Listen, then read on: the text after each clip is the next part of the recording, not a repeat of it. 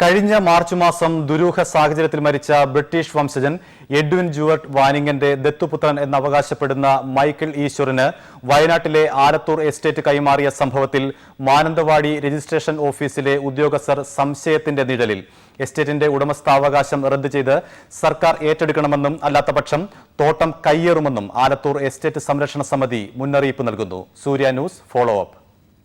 Edwin ജുവർട്ട് വാനിംഗിന്റെ ഉടമസ്ഥതയിലായിരുന്ന കാട്ടിക്കുളത്തെ 246 ഏക്കർ വരുന്ന ആലത്തൂർ എസ്റ്റേറ്റ് ബാംഗ്ലൂർ സ്വദേശി Michael Eshwar 2006 February 1 Mananthavady sub registrar ഓഫീസിൽ വെച്ച് ദാനാധാര പ്രകാരം കൈവശപ്പെടുത്തിയത്. റിസർവ് ബാങ്കിന്റെ അനുമതിയോടെ മാത്രമാണ് വിദേശിയുടെ വസ്തുവകകൾ കൈമാറ്റം ചെയ്യുവാൻ പാടുള്ളൂവെന്ന വ്യവസ്ഥ നഗ്നമായി ലംഘിച്ചാണ് ഈശ്വറിനെ ഭൂമി രജിസ്റ്റർ ചെയ്ത് നൽകിയത്.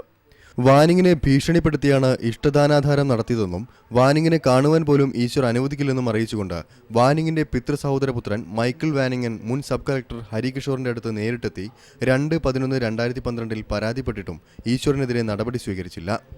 വാനിങ്ങിനെ സ്നേഹിച്ചിരുന്ന കാട്ടിക്കുളം നിവാസികളുടെ നിരന്തരമായ ഇടപെടലിനെ തുടർന്ന് ചീഫ് സെക്രട്ടറിയുടെ നിർദ്ദേശപ്രകാരം 2007 വയനാട്ടിലെ വിജിലൻസ് ഡിവൈഎസ്പി മൈസൂരിലെത്തി വാനിങ്ങിനെ സന്ദർശിച്ച് നടത്തിയ അന്വേഷണവും ഈശ്വറിന്റെ സ്വാധീനത്തിന് മുന്നിൽ നിഷ്പ്രഭമായി. ഇതിനിടയിൽ വീട്ടിയും തേക്കും ഉൾപ്പെടെ കോടിക്കണക്കിന് രൂപയുടെ മരങ്ങളാണ് റവന്യൂ വനം വകുപ്പുകളിലെ ഉദ്യോഗസ്ഥരെ സ്വാധീനിച്ച് ഈശ്വർ മുറിച്ചുവിറ്റത്. മൈസൂരിലെ ബംഗ്ലാവിനോട് ചേർന്നുള്ള ഔട്ട് ഹൌസിൽ തടവറയിലാക്കി ഭീഷണിപ്പെടുത്തി തന്റെ മുഴുവൻ വസ്തുവകകളും ഈശ്വർ തട്ടിയെടുത്തതായി മരണപ്പെടുന്നതിന് തലേദിവസം വാനിങ്ങൻ മൈസൂരിലെ നസർബാദ് പോലീസ് സ്റ്റേഷനിൽ നൽകിയ പരാതിയാണ് ഈശ്വറിനെ കുടുക്കിയത്. ആലത്തൂർ എസ്റ്റേറ്റ് കൈമാറ്റത്തിന് പിന്നിലെ നിജസ്ഥിതി പുറത്തു കൊണ്ടുവരുവാൻ സമഗ്രമായ അന്വേഷണം നടത്തണമെന്നാണ് നാട്ടുകാരുടെ ആവശ്യം. എസ്റ്റേറ്റ് സർക്കാർ ഏറ്റെടുക്കുന്നത് വരെ യാതൊരു തർക്കവുമില്ല. ഇത് വരും കാലങ്ങളിൽ സമരത്തിൻ്റെ ഗതിയും രൂപവും മാറും. ഒന്നുകിൽ ഞങ്ങൾ ഇതിനകത്തേക്ക് കയറി താമസിപ്പിക്കുവാനുള്ള നടപടികൾ ആരംഭിക്കും. നടപടി കൊടുത്തിട്ടുണ്ട്. കേസുമായിട്ട് മുന്നോട്ട് പോകാനുള്ള ആലോചനയിലാണ് ഞങ്ങളുള്ളത്.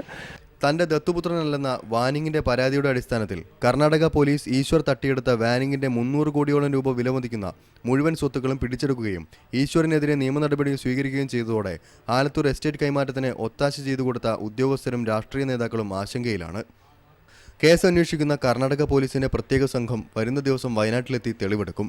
സജീവ് വർഗീസ്, സൂര്യ ന്യൂസ്, വയനാട്.